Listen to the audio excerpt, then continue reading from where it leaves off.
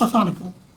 ماحولیات اور ہم موسمیاتی تبدیلی کے ایک اور پروگرام کے ساتھ آپ کی خدمت میں حاضر.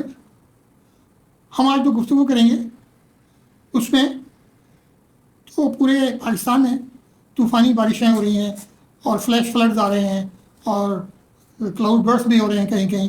تو یہ کراچی سے لے کر اور پھر خیبر پختونخوا میں جو تباہی ہوئی ہے، آزاد کشمیر میں جو تباہی ہوئی ہے، وہ انتہائی افسوسناک ہے. اور ہم یہ دیکھ رہے ہیں کہ سارے ٹی وی چینل، سارے گفتگو کرنے والے موضوعوں پہ یہ دکھا رہے ہیں کہ تباہی آ گئی، رات کو طوفان آ گیا، خطرناک پیشن گوئی.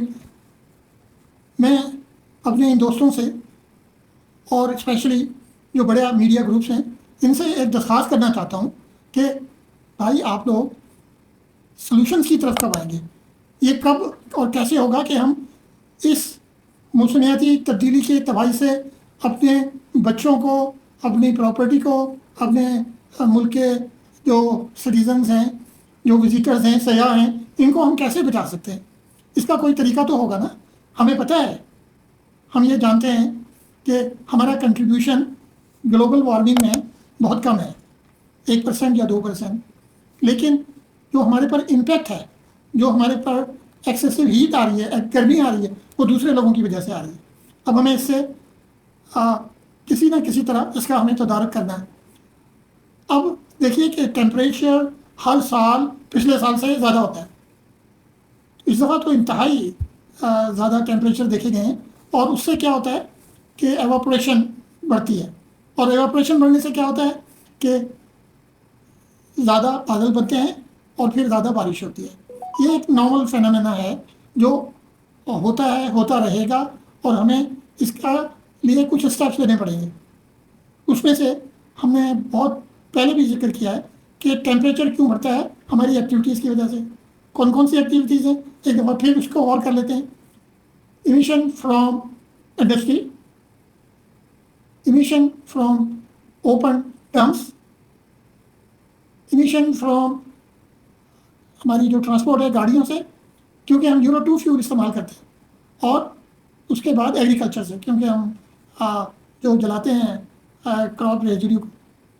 تو یہ مین ریزنز ہیں ہماری ہیٹ کو، ٹیمپریچر کو بڑھانے میں. یہ وہ ہمارے کنٹرول میں جن کو ہم قابو میں کر سکتے ہیں. جیسے سینٹرل گورنمنٹ اگر یہ مینڈیٹری کر دے کہ ود ان 1 ایئر اور 15 months یورو 5 فیول ہم بنانا شروع کریں گے. ہماری 5 ریفائنری ہیں، ان کو ریسنٹلی گورنمنٹ نے پیسے بھی ریلیز کیے ہیں. نمبر 2، وہیکل ٹیسٹنگ کا ارینجمنٹ تحصیل لیول پر ہونا چاہیے، تحصیل بھی نہیں بلکہ یونین کونسل لیول پہ ہونا چاہیے. اس کا ایک نظام ہوتا ہے کہ آپ کمپیوٹر پروگرام بنا کے اور آتھورائز ڈیلرز کو دے دیں، اور وہ ٹیسٹ کر کے رپورٹ تو سینٹرل کمپیوٹر سے آتی ہے. تو یہ بڑا ضروری ہے. اچھا، اس کے ساتھ ہم ایک تو یہ ہے کہ ہمیں اس پر توجہ دینی چاہیے کہ ہم پریکٹیکل اسٹیپس کیا لے سکتے ہیں اس کو، نقصان کو کم کرنے کے لیے.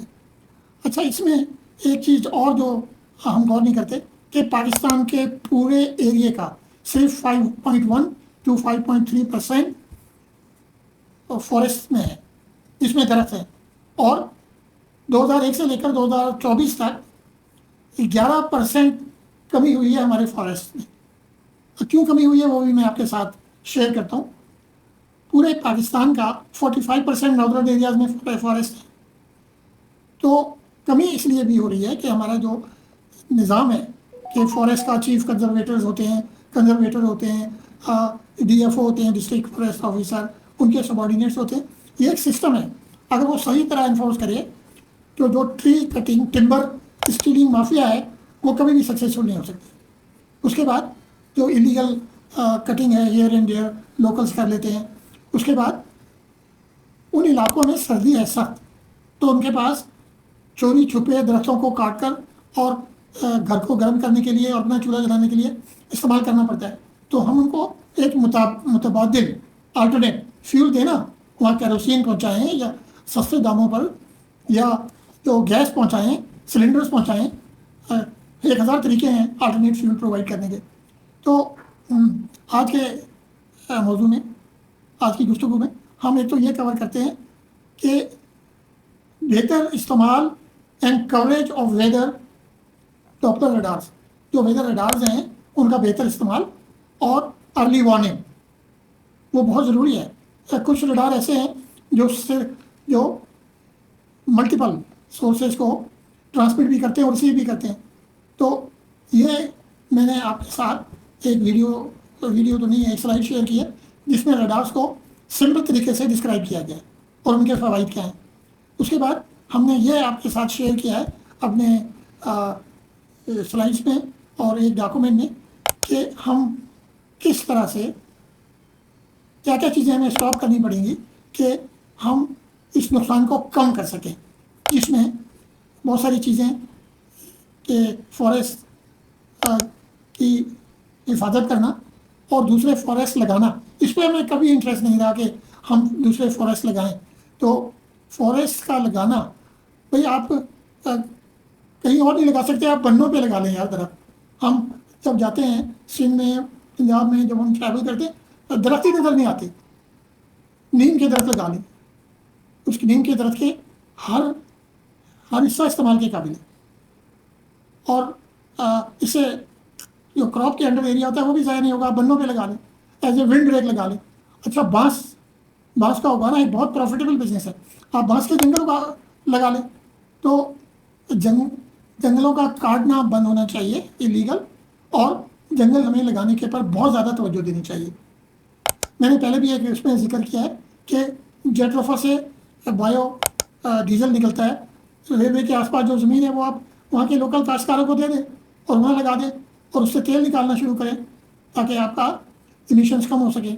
چلیں اس موضوع پہ پھر بات کریں گے، لیکن اس والی گفتگو میں آپ یہ جان سکیں گے کہ ہماری جو تباہی ہو رہی ہے اسٹارم واٹر سے، اور ان سے اسٹارم واٹر سے اور آپ کے فلیش فلڈ سے، اور تو وہ کون سے طریقے ہیں وہ ہم نے سلائڈ میں ڈال دیے ہیں آپ کے لیے، اور ان کو دیکھیے گا، اپنا کمنٹ کریے گا اور اس میں حصہ ڈالیے کسی نہ کسی طرح، کسی نہ لیول پر۔ آپ کا کونسلر جاننے والا ہے، آپ کا کوئی دوست رشتہ دار پروونشل اسمبلی کے ممبر ہیں، نیشنل اسمبلی کے ممبر ہیں، ان پر یہ باور کرائیں۔ ابھی میں ایک بہت ہی ذمہ دار شخص کا کراچی سے وہ دیکھ رہا تھا، بارش آئے گی تو پانی آئے گا۔ وہ بھائی کچھ انتظامات بھی تو کرو نا، آپ کے نالے ابھی بھی گاربیج سے بھرے پڑے ہیں۔